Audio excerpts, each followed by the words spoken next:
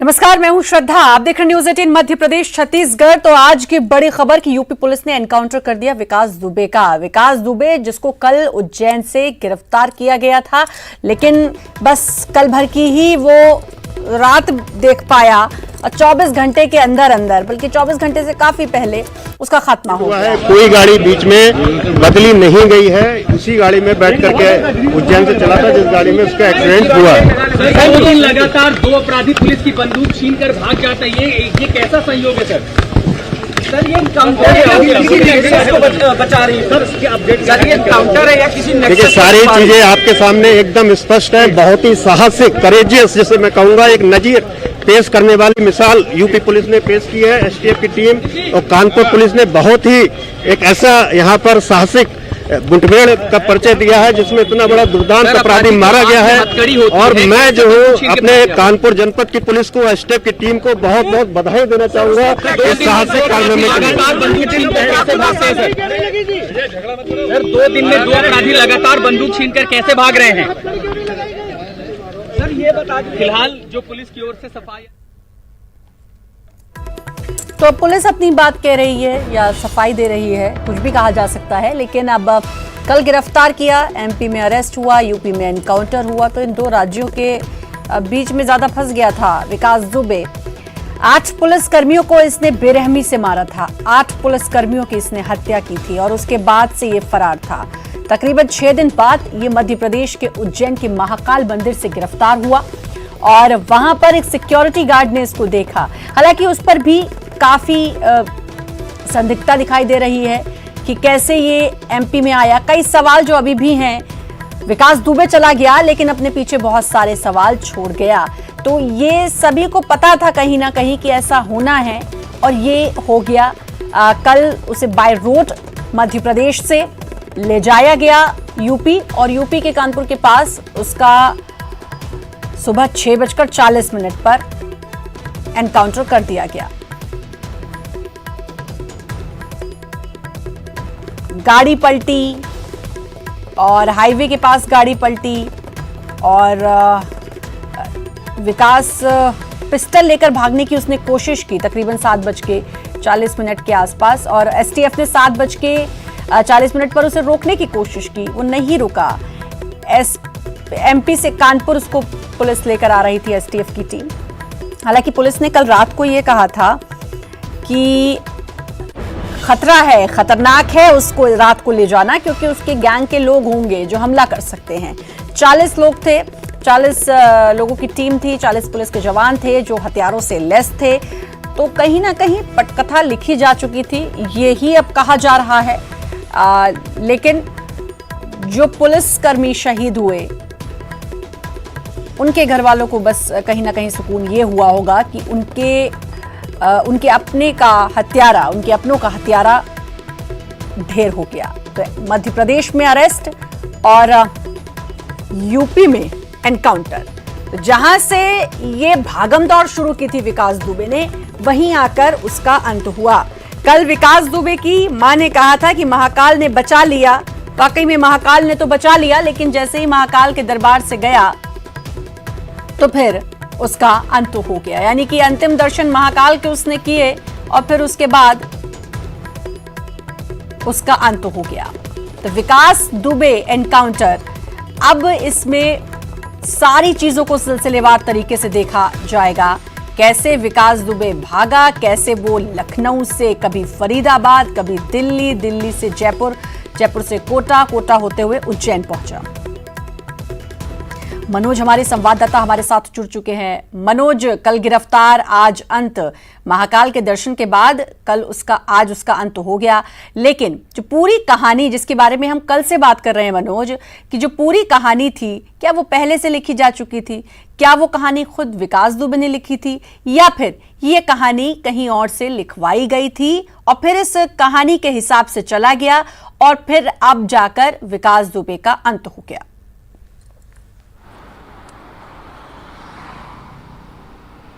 जी श्रद्धा, बिल्कुल, क्योंकि पूरी प्लानिंग के तहत इस हत्याकांड को अंजाम दिया गया था और उसके बाद फिर से प्लानिंग की गई थी और किस तरीके से फरीदाबाद से होता हुआ वो कोटा और कोटा झालावाड़ से होते हुए सीधे उज्जैन पहुंचा। अब जो नई जानकारी निकलकर सामने आ रही है कि वह बोलेरो गाड़ी से जो है वो फरीदाबाद से रवाना हुआ था, उसके बाद एमपी में उसने एंट्री ली थी और उसके बाद उज्जैन पहुँचा था। इसके बाद की जो आगे की कहानी जो शुरू होती है वो आनंद तिवारी से जुड़ी हुई है, क्योंकि आनंद तिवारी बताया जा रहा है कि शराब कारोबार से वो जुड़े हुए हैं। उसके घर पर उसने रात बिताई थी और उसके बाद सुबह उसने, क्योंकि आनंद तिवारी के रिश्तेदार की CIA सिक्योरिटी एजेंसी का ठेका वहाँ पे बताया जा रहा है महाकाल मंदिर पे, और उन्हीं सुरक्षाकर्मी के जरिए पूरी स्क्रिप्ट को बुना गया था, उस स्क्रिप्ट को लिखा गया था और उसके बाद ये पुलिस तक जो विकास दुबे वो पहुंचा। इस तरीके की कहानी अभी तक सामने निकल के आ रही। हालांकि अब ये आगे की जांच का विषय है, क्योंकि एनकाउंटर किया गया है। अब यूपी पुलिस किस तरीके से इस एनकाउंटर की फाइल को तैयार करती है और उस कहानी को किस तरीके से लिखती है, ये देखने वाली बात होगी। हालांकि MP पुलिस की भूमिका की बात करें तो MP पुलिस अब इस पूरे मामले में किसी भी तरीके की जांच नहीं करेगी।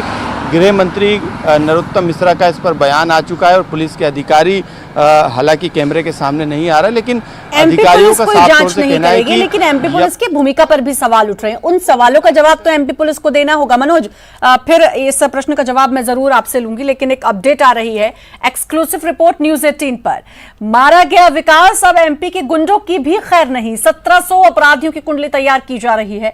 अब सर्विलांस सिस्टम से अपराधियों पर नजर रखी जाएगी। ADG उपेंद्र ने किया दावा, बदमाशों पर नकेल कसने से अपराध हो रहे हैं कम।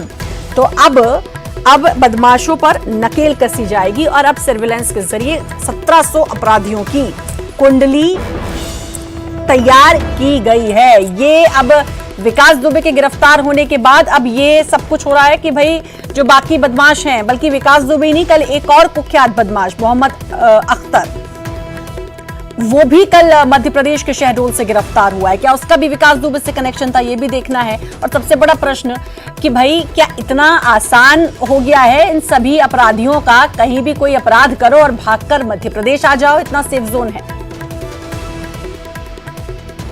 भोपाल आई सिस्टम राजधानी भोपाल पुलिस की तीसरी आंख साबित हो रही है, क्योंकि लगातार उसके जरिए बदमाशों को गिरफ्तार भी किया जा रहा है। ये हाईटेक तरीका राजधानी भोपाल पुलिस ने इजाद किया था। सर, करीब 1 महीने काफ़ी कनेक्टिविटी आपको राजधानी भोपाल की मिली है, कितनी कार्रवाई होगी और क्या क्या मदद इससे आपको आगे मिलने वाली है? देखिए, टेक्नोलॉजी फोर्स मल्टीप्लायर होती है। कई बार टेक्नोलॉजी वो काम कर सकती है जो कि हमारे सैकड़ों कर्मचारी नहीं कर सकते। CCTV की जो टेक्नोलॉजी है वो अपराधियों को पकड़ने में बहुत कारगर है। सरकार ने कई जगह CCTV लगाए हैं, लेकिन इसके लिमिटेशंस हैं। काफ़ी इसमें पैसा खर्च होता है और एक लिमिट से ज़्यादा सरकार इसमें नहीं कर सकती। इसलिए भोपाल आई का प्रोग्राम हमने चलाया है, जिससे कि नागरिकों की सहभागिता बने CCTVs लगने में।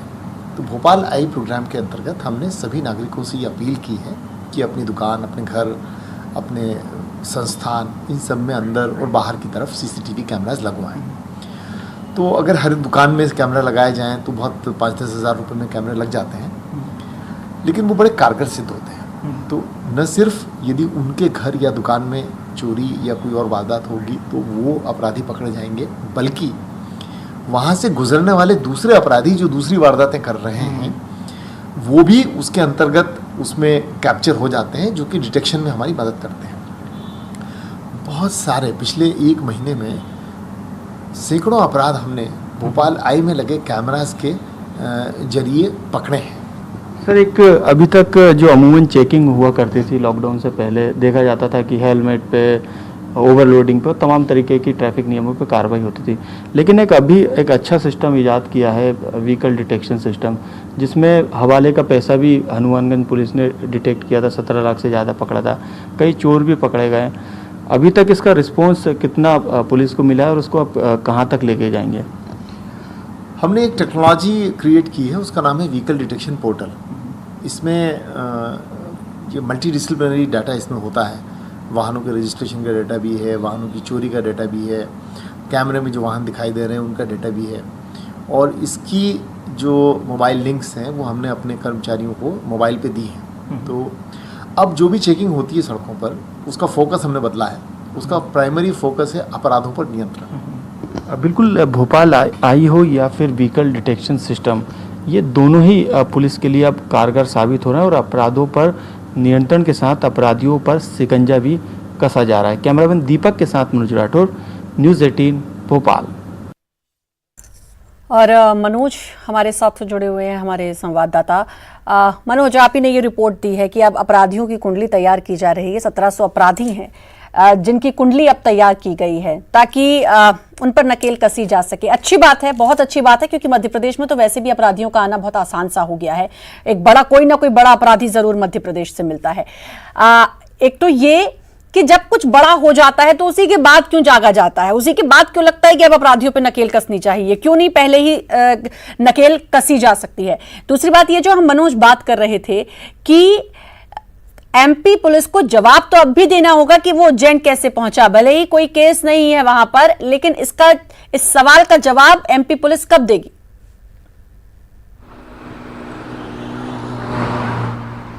जी बिल्कुल, अब सियासत भी इसी बात को लेकर तेज हो गई है। दिग्विजय सिंह से लेकर तमाम नेताओं ने, खुद उमा भारती ने 3 सवाल किए और ये सवाल जो श्रद्धा आप बता रही है वही सवाल है कि आखिरकार एमपी पुलिस की क्या भूमिका है। उमा भारती ने ट्वीट करके कहा है कि वो मुख्यमंत्री और गृह मंत्री से इस बारे में जानने की कोशिश करेंगे कि आखिरकार वो महाकाल कैसे पहुंचा और कैसे वो यूपी से होते हुए फरीदाबाद और फरीदाबाद से होते हुए उज्जैन आया।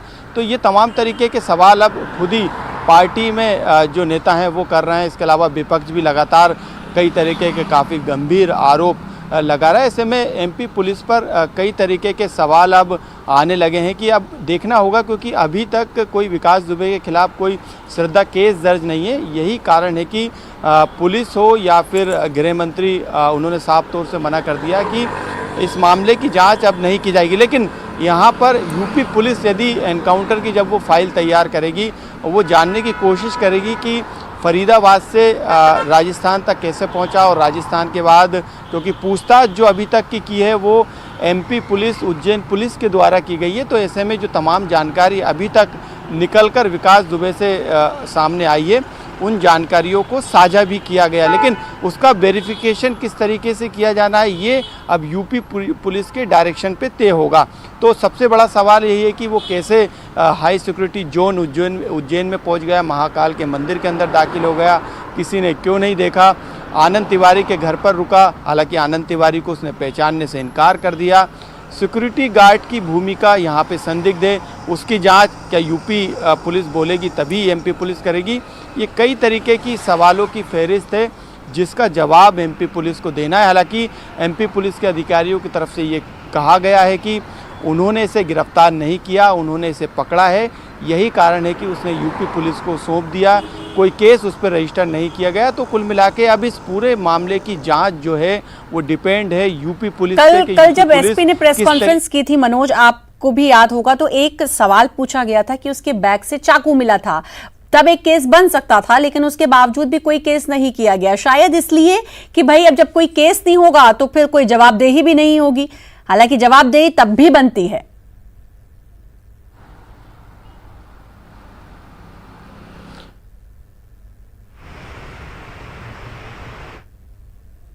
यदि ये केस दर्ज कर लिया जाता तो लंबी प्रोसेस होती है और उसके बाद ट्रांजिट रिमांड उसका यूपी पुलिस को लेना पड़ता।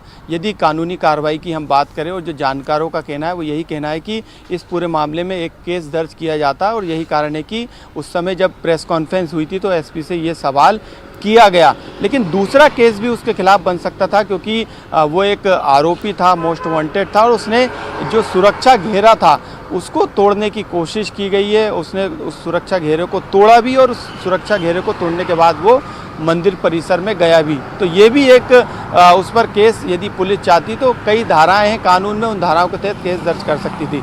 लेकिन क्योंकि डीजीपी एमपी विवेक जौहरी की बातचीत हो गई थी, राजनीतिक तौर पर भी सीएम शिवराज सिंह चौहान की सीएम योगी आदित्यनाथ से बातचीत हो गई थी, गृह मंत्री ने भी तमाम नेताओं से बातचीत कर ली थी, तो अब जो आगे की कार्रवाई थी वो यूपी पुलिस को करनी थी। यही कारण है कि एमपी पुलिस ने इस पूरे मामले में किसी तरीके की कार्रवाई नहीं की। अभी भी जो कार्रवाई करनी है वो यूपी पुलिस को करनी है एनकाउंटर के बाद भी, लेकिन किस तरीके की मदद लेगी, क्योंकि अब ये सियासी गलियारों में ये सवाल पूछे जा रहे हैं एमपी पुलिस से, सरकार से पूछे जा रहे हैं सवाल के आखिरकार एमपी में ये कैसे आया है, कहाँ इसको रुका था, किन लोगों ने इसको शरण दी थी, ये सवाल अभी भी पूछे जा रहा है। लेकिन इसका जवाब किस तरीके से दिया जाएगा, क्योंकि अब एमपी पुलिस बिल्कुल मनोज रोकना चाहूंगी, एक बड़ी खबर यूपी के लखनऊ से बड़ी खबर है। विकास की पत्नी और बेटे को छोड़ दिया गया है, पुलिस ने पूछताछ के बाद छोड़ा। कानपुर गोलीकांड में ऋचा की भूमिका नहीं, कानपुर के एसएसपी ने इसकी पुष्टि की है और अब विकास दुबे की पत्नी और बच्चे को छोड़ दिया गया है। कल उनको हिरासत में लिया गया था और पूछताछ के बाद आज उनको छोड़ दिया गया है। विकास की पत्नी और बेटे को छोड़ा गया है। तो बड़ी खबर लखनऊ से, जहां विकास की पत्नी और बेटे को छोड़ दिया। विकास की पत्नी का नाम ऋचा और एसएसपी ने इसकी पुष्टि की है कि जो गोलीकांड हुआ था, जो हत्या इसने की थी, उसमें उन पुलिस वालों की हत्या में पत्नी का कोई हाथ नहीं था। विकास भी हमारे साथ जुड़ चुके हैं। विकास दुबे मारा भी गया, कल गिरफ्तार हुआ था मध्य प्रदेश से, लेकिन वो चीज किसी के गले नहीं उतर रही है कि वो गिरफ्तार हुआ था या वो सरेंडर था, वो क्या था। ये सवाल अभी भी कौंध रहे हैं हर किसी के मन में और सीधे तौर पर पूछे भी जा रहे हैं। लेकिन अब पुलिस थोड़ा सा टालम टोल करती नजर आ रही है और लीपापोती करती नजर आ रही है, सीधा सीधा सवाल का जवाब नहीं दे रही है। श्रद्धा, बिल्कुल बात की जाए तो ये सिर्फ अभी नहीं, कल से जब से घटनाक्रम शुरू हुआ है उसके बाद से ही लगातार जो है पुलिसकर्मी, पुलिस जो अधिकारी हैं वो मीडिया से दूरी बनाए हुए हैं। कल शाम तक ये पता नहीं चल सका कि आखिर दुर्दांत अपराधी को रखा कहाँ गया है, कैसे भेजा गया, किसके माध्यम से भेजा गया, क्या औपचारिकता की गई। वैसे सामान्य घटनाक्रम में भी कई बार पुलिस अधिकारी अपनी सारी चीज़ों की विस्तृत जानकारी देते हैं, लेकिन इस विशेष घटनाक्रम में देखा गया कि पुलिस अधिकारियों ने जितना बताया उससे कहीं ज़्यादा कुछ छुपाया। तो ये साफ इंगित होता है कि कहीं ना कहीं कुछ ना कुछ भावना ऐसी रही होगी जो कि साफ तौर पर बाहर नहीं आनी चाहिए। इससे बड़ी जो चीज़ है, एक ब्लास्टिंग वीडियो सामने निकल कर आया है। उस वीडियो में एक अतिरिक्त पुलिस अधीक्षक रैंक के अधिकारी वो साफ कहते नजर आ रहे हैं कि शायद आई होप विकास दुबे कानपुर पहुंचे ना। तो ये साफ तौर पे ये जाहिर कर दिया गया था। आशंका जो थी वो एमपी पुलिस को या उज्जैन पुलिस को पहले से थी, या यूं कहा जाए कि इस तरह की कोई मुठभेड़ की कहानी या स्क्रिप्टेड ये इस तरह की कोई स्थिति पहले से निर्मित कर ली गई थी। ये वीडियो सोशल मीडिया पर वायरल हो रहा है। पुलिस की कहानी जो है, पुलिस पर कई सवालिया निशान खड़े हो रहे हैं कि आखिर पूरी कैसे हो रही है। आशंका थी, ऐसा लग रहा है कि हम कोई फिल्म देख रहे हैं प्रकाश झा की, उसमें इस तरह की गैंगस्टर्स की कहानी, पूरी फिल्मी पटकथा, और उसी पर चला गया, उसी लाइन पर चला गया। आपको बहुत अच्छे से विकास याद होगा, कल रात को ही ये कहा था यूपी पुलिस ने कि भाई रात को ले जाना खतरनाक है, गैंग हमला कर सकता है विकास दुबे का, और साथ ही साथ हथियारों से लैस हैं पुलिस वाले। तो कहीं ना कहीं ये इशारा तो कर ही दिया गया था। ये साफ तौर पे अगर देखा जाए तो मसला साफ समझ नहीं आता। जब विकास दुबे उज्जैन में पहुंचता है, निहत्था होता है, उसे सामान्य सा एक गार्ड पकड़ लेता है। ये पुलिस की ही बताई हुई कहानी कि गार्ड ने पकड़ा, गार्ड ने सूचना दी। लेकिन जब वो मंदिर परिसर में घूमता है तो आसानी से, बिल्कुल सहजता से घूमता नजर आता है। तो ये मानिए कि उज्जैन में आकर वो अपने आप को कंफर्ट फील करता है। लेकिन जब बंदूकधारी पुलिस कर्मियों के बीच में बैठता है, पुलिस अधिकारियों के बीच में बैठता है, तो उस वक्त में वो पुलिस कर्मियों की बंदूक छीनने का प्रयास करता है और भागने का प्रयास करता है। उज्जैन में उसने कतई भागने का प्रयास नहीं किया, कोई यहाँ पे हडल्स नजर नहीं आए, जबकि यहाँ तो सामान्य सुरक्षाकर्मी मौजूद थे, उनके पास कोई हथियार मौजूद नहीं थे। तो आखिर ऐसी क्या स्थिति बनी कि उज्जैन से जब उसको यहाँ ले जाया जा रहा था, यूपी एसटीएफ लेकर जा रही थी, तो कानपुर पहुँचने से पहले ये हालात निर्मित हो गए। हालांकि यूपी पुलिस की जो कहानी अभी तक बताई जा रही है, हालांकि वहाँ से भी कोई बहुत ज़्यादा बेहतर जानकारी नहीं दी गई है, लेकिन ये बताया जा रहा है कि उसने भागने का प्रयास किया, वेपन्स छीनकर भागने का प्रयास किया और उसे समर्पण के लिए बताया गया। लेकिन जब वो नहीं माना तो बदले में एक्सचेंज फायर किया गया। हालांकि ये अभी तक पुलिस की कहानी है, लेकिन पुलिस की कहानी शुरुआत से ही कहीं ना कहीं सवाल खड़े कर रही है। उज्जैन की अगर बात की जाए तो उससे पूछताछ में क्या निकला ये पता नहीं चला, जबकि साफ तौर पे ये मालूम हुआ था कि उसके बैग से एक वेपन मिला है, चाकू मिला है। तो आखिर अवैध हथियार रखने की धारा में प्रकरण दर्ज क्यों नहीं किया गया? पुलिस ने ये पता लगा लिया कि आखिर वो बुलेरो गाड़ी से गया था, तो बुलेरो वाहन से कौन आया था, उसके साथ में कौन लोग आए थे, इस बारे में कोई इन्वेस्टिगेशन करने का प्रयास नहीं किया गया। वो वाहन जरूर जब्त किया गया है, लेकिन विकास सीधे तौर पर पल्ला झाड़ लिया। जब ये पूछा गया था कि भाई क्यों नहीं आपने कोई उस पर धाराएं लगाई, क्यों नहीं उस पर कोई एफआईआर दर्ज हुई, बहुत साफ सी बात है कि अगर कोई केस बनता तो फिर वो लंबा चलता और फिर जवाबदेही होती पुलिस की। पुलिस इतना कहकर पल्ला झाड़ लिया कि भाई वो यूपी का अपराधी था, उसे यूपी को सौंप दिया गया। और दूसरी चीज, जिन सिक्योरिटी गार्ड्स ने पकड़ा, अब उनको छुट्टी दे दी गई है। क्यों उनको छुट्टी दी गई है? किस बात का डर है कि उनको छुट्टी दे दी गई है? न सिर्फ निजी सुरक्षा कंपनी के सुरक्षा गार्ड बल्कि प्लाटून कमांडर रूबी यादव को वहां से हटा दिया गया। ये चौंकाने वाली चीज़ें लगती है कि आखिर क्यों इन सब लोगों को इस प्रकरण से धीरे धीरे दूर किया जा रहा है। आखिर वो शायद यही उसके पीछे मंशा होगी कि तथ्यात्मक जो जानकारी है वो बाहर ना निकले। इसके अतिरिक्त बड़ी चीज़ ये है कि इतना दुर्दांत अपराधी जिस पर 8 पुलिसकर्मियों की हत्या के आरोप है, इसके साथ साथ में 63 अन्य प्रकरण भी दर्ज हैं।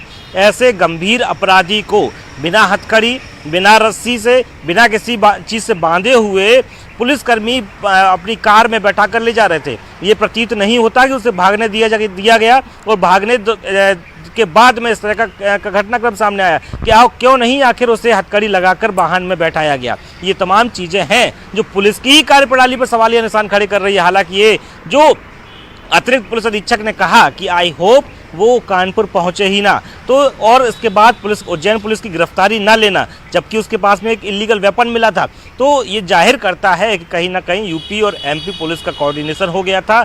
और उसी समन्वय के आधार पर, जबकि ये आशंका जाहिर की गई थी कि रात का जो रास्ता है वो सुरक्षित नहीं होगा क्योंकि बेहद बड़ा बदमाश है, तमाम इसके दुश्मन वहाँ पर पूर्व से हैं।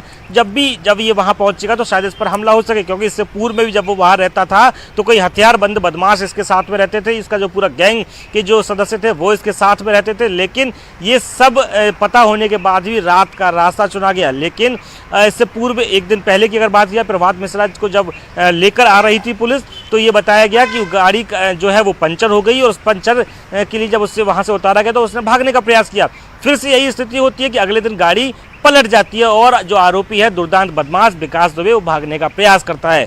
तो ये जिक्र लगातार यही चल रहा है। अगर मैं गलत नहीं हूं तो कुछ बताया जा रहा है भी जब ले जाया जा रहा था तो गाड़ी पलटी, कुछ इसी तरीके का सीन था वो, मतलब रिपीट कहा जा सकता है उसे। तब भी शायद कुछ ऐसा ही हुआ था अगर मैं गलत नहीं हूं तो, अमर दुबे का एनकाउंटर के वक्त। विकास, बिल्कुल श्रद्धा, ये गलती दोहराने जैसी स्थिति है। यदि गाड़ी पंचर हुई उस वक्त उसने भागने का प्रयास किया, अर्थात आपने हथकड़ी लगाकर उसे नहीं बैठाया था। यदि हथकड़ी लगाई गई होती, गाड़ी में हथकड़ी का लॉक लगा होता तो शायद नहीं भाग सकता था। कितना भी चाहता, चाहे हथियार छीन लेता, फिर भी नहीं भाग सकता था। लेकिन यही गलती फिर से दोहराई गई। बिना हथकड़ी के इतने दुर्दांत अपराधी को गाड़ी में आखिर बैठाया कैसे? ये सवालिया निशान है जो पुलिस की कार्यप्रणाली पर सवाल खड़े कर रहा है। और एक चीज मनोज मैं आपसे जानना चाहूंगी, कोई ऐसी खबर, क्योंकि 5 लाख का इनामी बदमाश था भाई, वो 5 लाख किसे मिलेंगे? अब क्या रफा दफा हो गया मामला, तो अब भूल गए? कायदे से तो जिसने सबसे पहले इन्फॉर्म किया उसे मिलने चाहिए थे। उस पर भी कोई खबर अभी तक नहीं आई है, उस पर भी किसी ने बात नहीं की है।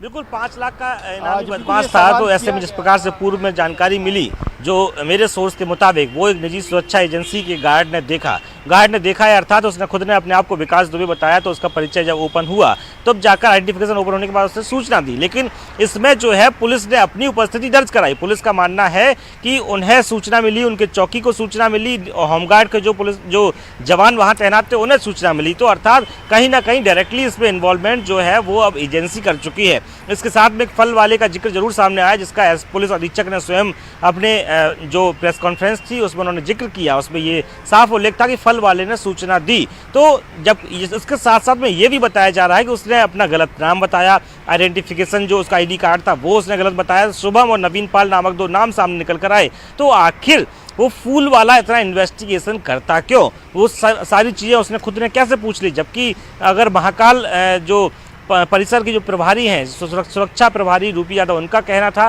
कि उनके जो जवान थे उन्होंने पहले देखा।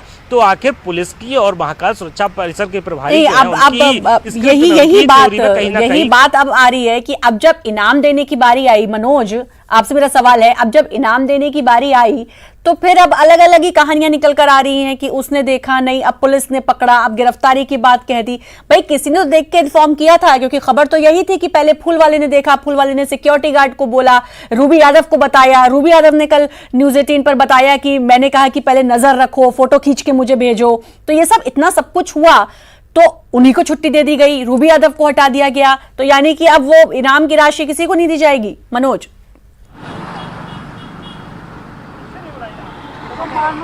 जी बिल्कुल, ये तय बात है कि इनाम की राशि एमपी पुलिस के जवानों को मिलेगी, एमपी पुलिस के उन लोगों को मिलेगी जिसने विकास दुबे को सलाखों के पीछे तक पहुंचाने का काम किया। हालांकि अब एनकाउंटर उसका हो चुका है, लेकिन पकड़वाने में जो भूमिका रही है वो एमपी के लोगों की रही है, एमपी पुलिस की रही है, इसमें कोई दो राय नहीं है। लेकिन अब ये कड़ी, यदि हम कहानी उज्जैन पुलिस की कहानी पर जाएँ तो सबसे पहला जो शख्स था वो फूल बेचने वाला था, जिसका नाम सुरेश बताया जा रहा है। उस शख्स को संभवतः इनाम की जो 5 लाख की राशि है वो उसे दी जाएगी।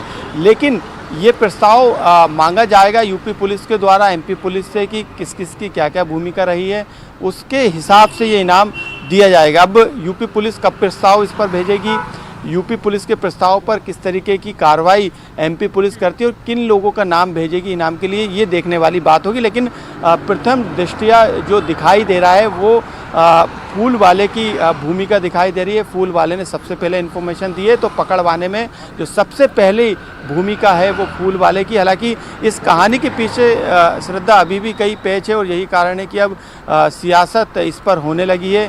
एनकाउंटर को लेकर लगातार चाहे यूपी हो या फिर एमपी, हर जगह पर सवाल किए जा रहे हैं। विपक्ष हंगामा इस पर कर रहा है, तमाम तरीके के बयान निकलकर सामने आ रहे हैं और एमपी की भूमिका पर, एमपी पुलिस की भूमिका पर और पूरे घटनाक्रम को लेकर भी अब खुद सरकार के ही नेता जो है जवाब मांग रहे हैं, गृह मंत्री से जवाब मांग रहे हैं। क्योंकि अब एनकाउंटर के बाद तो और ज्यादा जवाब मांग रहे हैं। हो सकता था कि कुछ सवालों के जवाब कुछ क्या बल्कि सारे सवालों के जवाब विकास के पास थे, लेकिन अब जब विकास ही नहीं है तो फिर उन सवालों के जवाब कहां से ढूंढोगे। लेकिन कुछ सवाल अभी ऐसे भी हैं जिनका जवाब एमपी पुलिस को तो देना होगा कि कैसे पहुंचा था उज्जैन विकास दुबे। वक्त एक छोटे से ब्रेक का है, आप दोनों बने रहिए हमारे साथ, जल्द हाजिर।